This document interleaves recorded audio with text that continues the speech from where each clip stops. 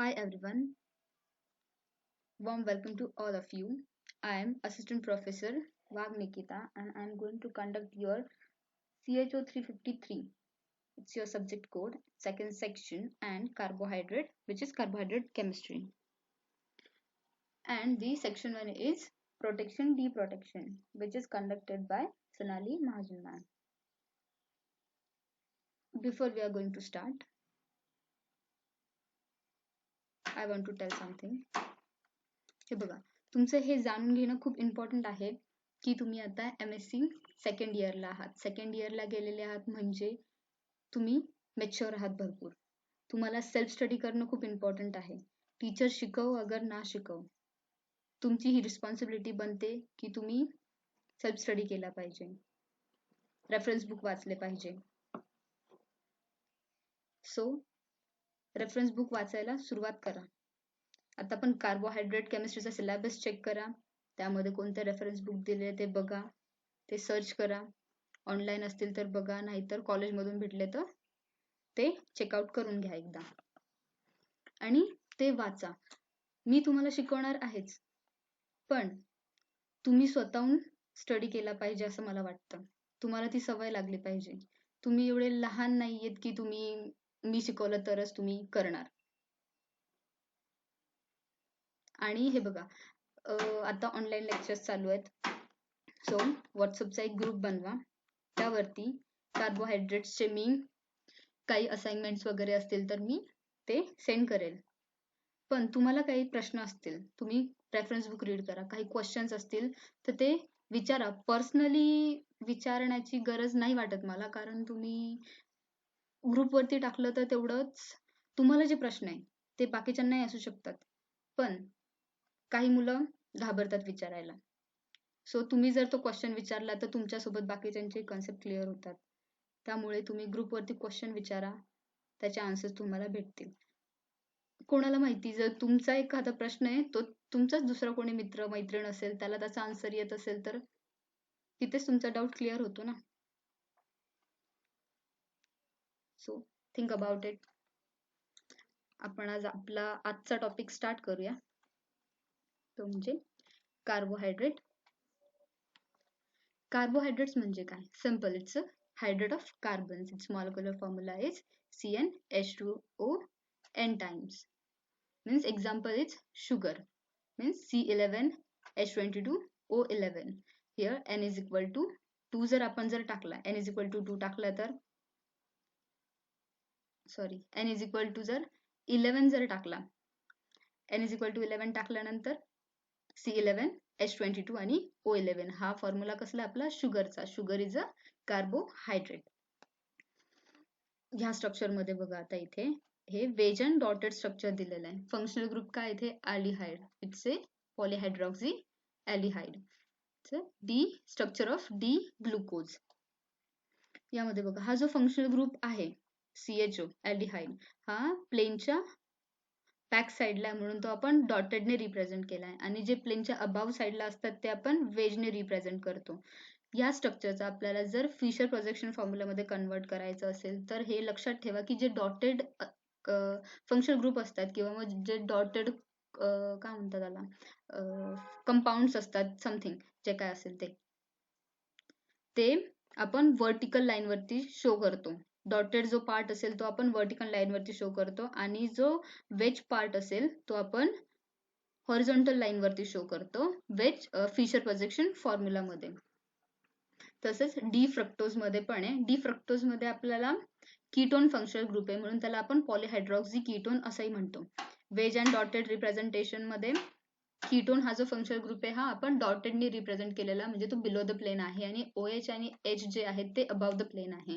That's why in Fischer projection formula the H and OH are on horizontal plane and the ketone is on vertical plane, vertical line. Next, compound that can be hydrolyzed to polyhydroxyaldehyde and polyhydroxyketone are also classified as carbohydrate. Means carbohydrates चे आपले दोन types पडतात, simple carbohydrates and complex carbohydrate. In simple carbohydrate we are consider monosaccharides and complex carbohydrates मध्ये आपण disaccharides, oligosaccharides and polysaccharide consider करतो. Complex carbohydrates म्हणजे काय? That chain that contain 2 or more sugar unit linked together. For example, हे common example घेतलेलं आहे आपण इथे. पॉलिसॅकराइड्स घेतलेला आहे. पॉलिसॅकराइड्स ला जर आपण हायड्रोलिसिस केलं पॉलिसॅकराइडचं, तर आपल्याला मोनोसॅकराइड भेटतो. मीन्स पॉलिमरचं जर हायड्रोलिसिस केलं तर आपल्याला मोनोमर भेटतो. मोर दॅन 2 युनिट्स पासून आपल्याला सिंगल युनिट भेटतो आपल्याला. त्यानंतर हे जर मगाशीच आपण बघितलं, polyhydroxyaldehyde are called as aldose and polyhydroxy ketones are called as ketones. Next, D and L notation. D and L notation are used to describe the configuration of carbohydrate.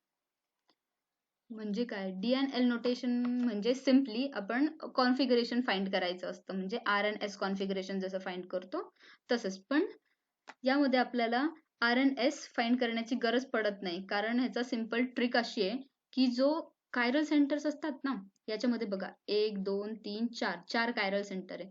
4 chiral centre मधला सर्वात जो बॉटमचा chiral centre असतो, सर्वात last वाला chiral centre, त्या chiral सेंटरला जो OH attach असतो, हा OH राईट हँड साइडला आहे की लेफ्ट हँड साइडला आहे ते चेकआउट करायचं.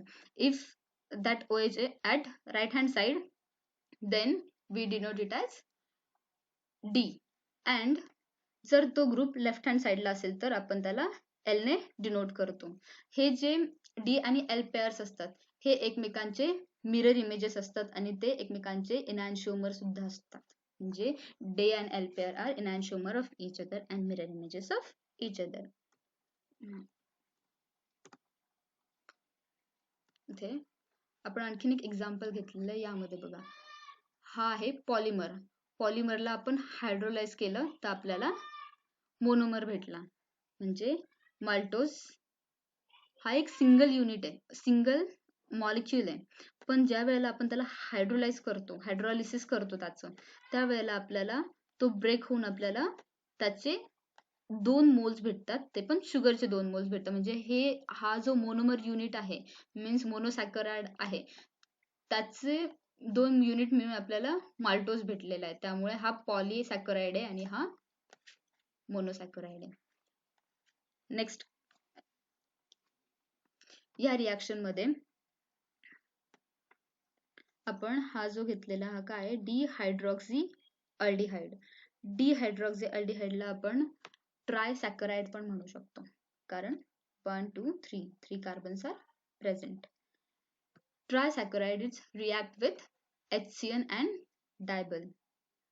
ज्या वेळेला तो HCN आणि डायबल बरोबर रिॲक्ट करतो, CN containing negative charge and hydrogen containing positive charge. हा जो CN कंटेनिंग निगेटिव्ह चार्ज आहे हा कार्बोनिल वरती अटॅक करतो. त्यानंतर हा डबल बॉन्डचा एक जे 2 इलेक्ट्रॉन्स असतात ते ऑक्सिजन वरती ट्रान्सफर होतात. तो जो निगेटिव्ह चार्ज आहे तो हा हायड्रोजन अब्स्ट्रॅक्ट करतो. हा हायड्रोजन अब्स्ट्रॅक्ट केल्यानंतर आपल्याला इथे OH भेटला आणि इथे OH भेटला. म्हणजे आपल्याला 2 पॉसिबिलिटीज भेटतात. कार्बनच्या राईट हँड साइडला पण एक OH येऊ शकतो आणि कार्बनच्या लेफ्ट हँड साइडला पण OH येऊ शकतो. त्यामुळे आपण दोन्ही पॉसिबिलिटीज लिहिल्या. त्यामध्ये जर आपण डायबल ऍड केला, dyeable is a reducing reagent. Reducing reagent काय करतो, जो CN जो असतो ना, CNचं कन्व्हर्जन आपल्याला अल्डिहाइड मध्ये भेटतं. नॉर्मली जो डायबल आहे हा आपण अल्कोहोल, जो फंक्शनल ग्रुप असतो एखादा, त्याचा अल्कोहोल मध्ये कन्व्हर्जन करण्यासाठी यूज होतो. पण हे एक्सेप्शन केस आहे की तो CN ला अल्डिहाइड मध्ये कन्वर्ट करतो. त्यानंतर बघा, इथे CNचं कन्व्हर्जन अल्डिहाइड मध्ये झालेलं आहे, इथे पण आणि इथे पण. आणि आपल्याला काय भेटतो, डी इरिथ्रोज आणि डी थ्रिओज. डी इरिथ्रोज का बरं? हे जे दोन्ही पण OH ग्रुप आहे हे सेम साइडला आहेत, याला आपण डी इरिथ्रोज बोललो. आणि हे जे दोन्ही OH आहे हे अपोजिट साइडला आहेत, त्यामुळे इथे आपण डी थ्रिओज बोललो. Okay. Configurations of D aldose. मग अशी आपण जी रिॲक्शन पाहिली तीच आहे इथे. डी ग्लिसरॉल्डिहाइड घेतला, डी ग्लिसरॉल्डिहाइड मध्ये आपण HCN आणि डायबल ऍड केलं, आपल्याला डी इरिथ्रोज आणि डी थ्रिओज भेटला. म्हणजे इथे एकच कायरल सेंटर होता, त्यानंतर आपल्याला त्याचे 2 कायरल सेंटर भेटले. हा ट्रायोज होता. ट्रायोज पासून आपल्याला टेट्रोज शुगर भेटला. टेट्रोज शुगरला आपण परत HCN आणि डायबल ऍड केलं तर आपल्याला पेंटोज शुगर भेटतो. हे बघा, डी इरिथ्रोज पासून आपल्याला डी रायबोज आणि डी अरॅबिनोज हे 2 पेंटोज शुगर भेटले. पेंटोज शुगर नंतर त्यांना पण परत आपण HCN आणि डायबल मध्ये रिॲक्ट केल्यानंतर आपल्याला हेक्झोज शुगर भेटतो. हेक्झोज शुगर मध्ये काय भेटलं आपल्याला? D allose, D altrose, D glucose, D mannose, D gulose, D idose, D galactose आणि डी टॅलोज. हे जे स्ट्रक्चर्स आहेत हे व्यवस्थित तुम्ही लिहून काढायचे आणि लर्न करायचे, कारण हे पेपरमध्ये येतात. Next is configuration of aldose. Aldotetraos have 2 asymmetric carbon and 4 stereoisomer. आपण जे मगाशी रिॲक्शन बघितले त्यामध्ये आपण डी इरिथ्रोज, डी थ्रिओज, डी इरिथ्रोज आणि डी थ्रिओज हे बघितले होते. त्यामध्येच आपल्याला जर डी भेटतोय, डी असेल तर एल पेअर पण प्रेझेंट असणार. सो आपल्याकडे 4 आयसोमर आहे. एक डी आयसोमर, एक एल आयसोमर, डी आयसोमर आणि एल आयसोमर. त्यामुळे आपल्याला जो अल्डोटेट्रोज आहे त्याचे 4 आयसोमर भेटतात आणि त्यामध्ये टेट्रोज मध्ये आपल्याला 2 एसिमेट्रिक कार्बन भेटतात.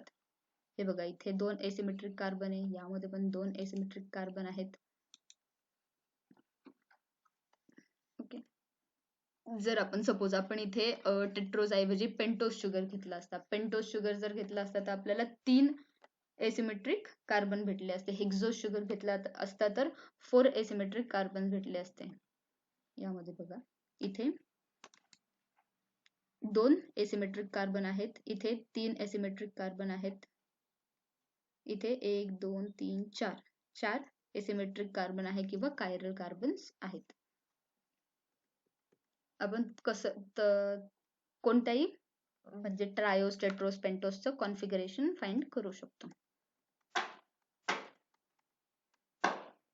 Now, diastereomer that differ in the configuration at only one asymmetric carbon called as epimers. Epimers का असतात? It's very simple. हे बघा, या 2 कंपाऊंड मध्ये आपल्याला ते एकमेकांचे इपिमर आहेत की नाही ते आपल्याला सांगायचंय. ते कशावरून सांगणार आपण? हे बघा, इथे सिंपल आहे.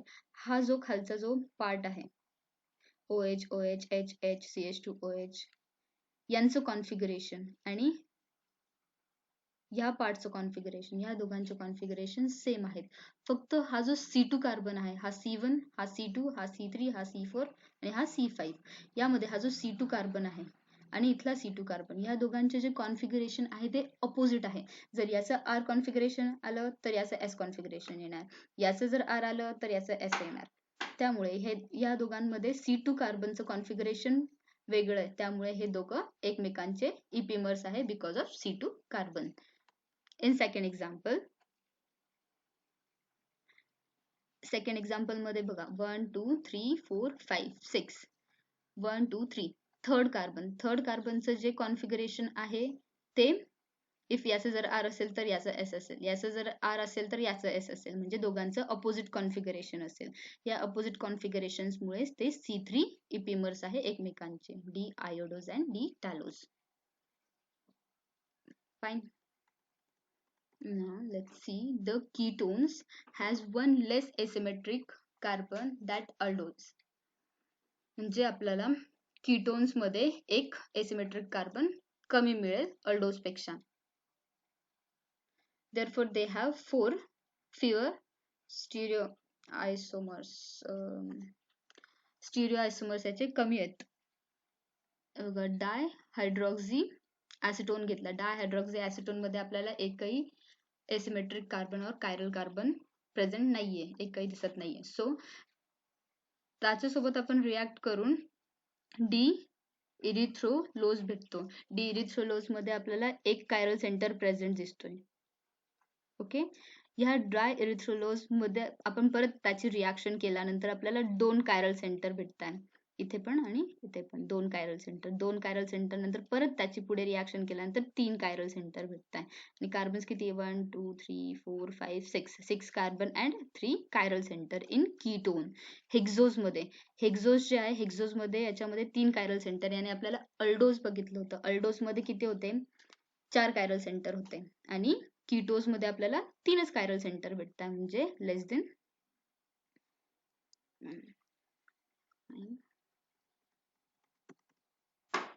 थँक्यू. आजसाठी इतकंच. तुम्हाला पेखरे मॅमनी शिकवलेलं होतं आधी कार्बोहायड्रेट्स, त्यामुळे मी शॉर्ट मध्ये घेतलेलं आहे. जर तरी तुम्हाला काही प्रॉब्लेम असेल तर तुम्ही ग्रुपवरती विचारू शकता, काही प्रॉब्लेम नाही त्याच्यामध्ये. फाईन. आणि तुम्ही रेफरन्स बुक सर्च करा, रेफरन्स बुक वाचा आणि काही अडलं तर विचारा. Have a good day. Take care. Bye bye.